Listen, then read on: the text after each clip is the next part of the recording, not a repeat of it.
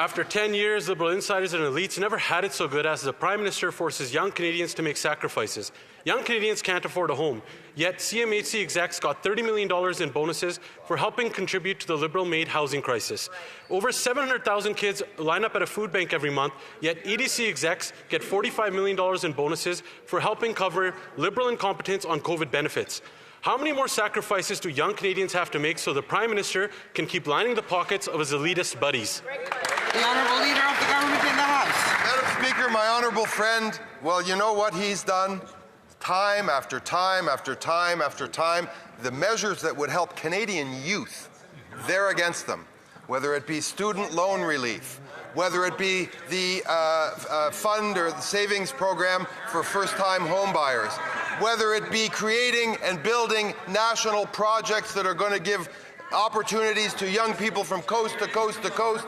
This member stands in his place and votes against it every single time, Madam Speaker. Member for Calgary East. If any of those programs actually work, 700,000 kids wouldn't be lined up at food banks every single month. And incompetence pays in this government. Just look at the Justice Minister. A Liberal-made housing crisis, a Liberal-made cost of living crisis, a Liberal-made food bank crisis. Liberal insiders and elitists get paid to enable Liberal failures. When will the Prime Minister stop rewarding Liberal incompetence and actually give Canadians an affordable budget for an affordable life? The Honourable Leader of the Government in the House.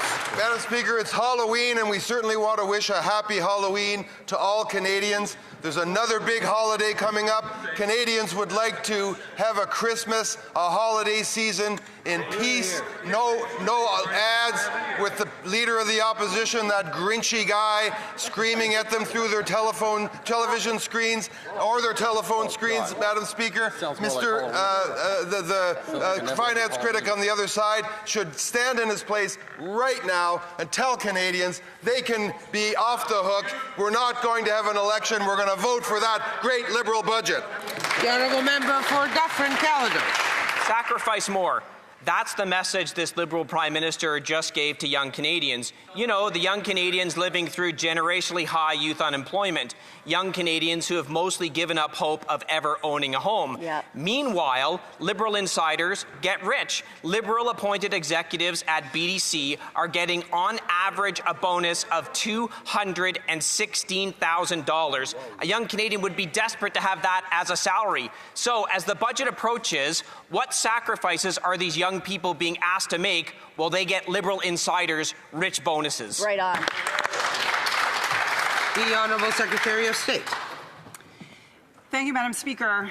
The members opposite claim to be there for youth or to be concerned about youth, and yet at every opportunity when there is a chance to vote for investments and supports for our young people and families, they vote against. They will have another opportunity in this budget to support the tax cut on first-time homebuyers, to support the permanence of the National School Food Program, to support continued investments in early learning and childcare. I hope that they will join us in avoiding a Christmas election by supporting the budget. Thank you, Madam Speaker. The Honourable Member for Dufferin-Caledon. The question actually was about young Canadians and what they're going to be asked to sacrifice, which of course they didn't answer. Young Canadians are going to have to figure that out in the budget, and sacrifice they have. They've sacrificed by not being able to own a home. They've sacrificed by having generationally high youth unemployment. And this Liberal message is, we passed all these things. Things should be better, except they're not. Yeah. 700,000 children now at a food bank despite their programs. Youth unemployment is the highest it's been in a generation despite their programs. Their programs aren't working, and their economics is driving young people into unemployment. The Honourable Parliament Secretary. Thank you, Madam Speaker. Conservatives claim to care about young people, yet every time a measure comes to support them, they vote against it. They voted against a national housing strategy, the first home savings account, against expanding mortgage criteria, and now they won't commit to voting for cutting the GST. That would save first-time home buyers $50,000. Don't worry, Madam Speaker. Canadians know that Liberals are here to support them, and we hope that the other side can show they're really serious and they care about young people by supporting our budget on November 4th and avoiding a Christmas election. Thank you, Madam Speaker. After 10 years of this Liberal government, and despite a new Prime Minister, the more things change, the more they stay the same. Liberal friends and insiders keep lining their pockets with tens of millions of dollars, while hundreds of thousands of Quebecers have no food to put on the table.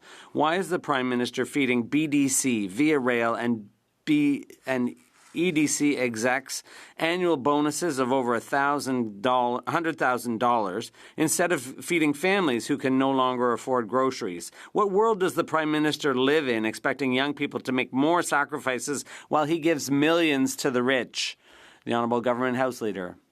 Madam Speaker, happy Halloween, first of all. And there's another celebration coming, and that's Christmas. At Christmas time, people look forward to that. It's been a big year for Canada, so this year in particular, people want to celebrate Christmas.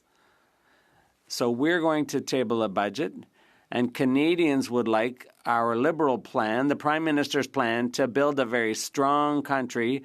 They would like that budget to pass. So can my honourable colleague commit today not to be a Grinch and to vote for this budget?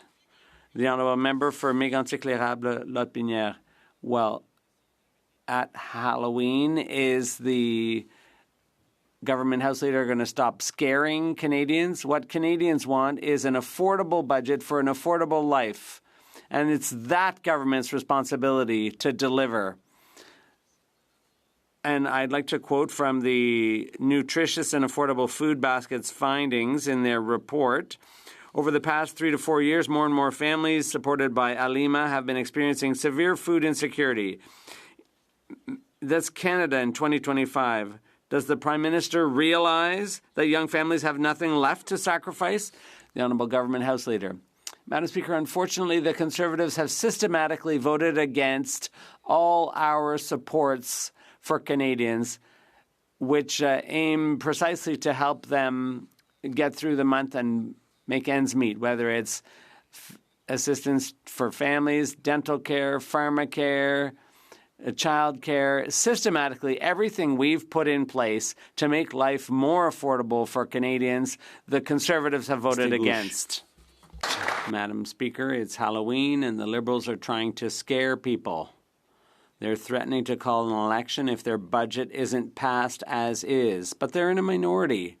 All they have to do to get their budget passed is make a deal with the Bloc, the Conservatives, or the NDP, or anyone. We in the Bloc, we have demands that are in line with what Quebecers want. The Liberals can choose to respond to those needs or find other supporters. But if they're the ones refusing to negotiate with anyone, aren't they the ones acting in bad faith? The Honourable Government House Leader. Thank you. What I would point out to the member is that the Bloc, with its 22 members, has demanded $36 billion in additional spending that Canadian taxpayers would have to foot the bill for. But yes, Madam Speaker, we are listening. We are working with all the opposition parties. And yes, we obviously want this budget to pass and to avoid a Christmas election. The question to my colleague is he going to vote against a Christmas election in Quebec, or is he going to support the budget? The Honourable Member for Gaspésie-Les-Îles-de-la-Madeleine. Madam Speaker, the Liberals have 3 choices of supporters for their budget. Of course, we would like them to work with us because our demands address the real needs of Quebecers around health care and seniors' purchasing power. Of course, we'd prefer that they invest in Quebec rather than give fortunes to oil companies or tax breaks to web giants. But that's the Liberals' choice. For now, they're choosing to go it alone. They're not working with anyone. Why are they holding Quebecers hostage with threats of an election at Christmas instead of negotiating? The Honourable Government House Leader. Madam Speaker, as for my leader and my colleague, the Finance Minister, they have shown great openness. It's the leader of the Bloc Québécois who said, without even having heard a single word of what's in the budget, he has taken the position that he'll be voting against the budget. So who's not showing a constructive attitude here? Someone who says, no matter what you do, I'm going to vote against it? Or is it the people who are listening and working with the opposition and trying to get this budget through so that we can avoid a Christmas election?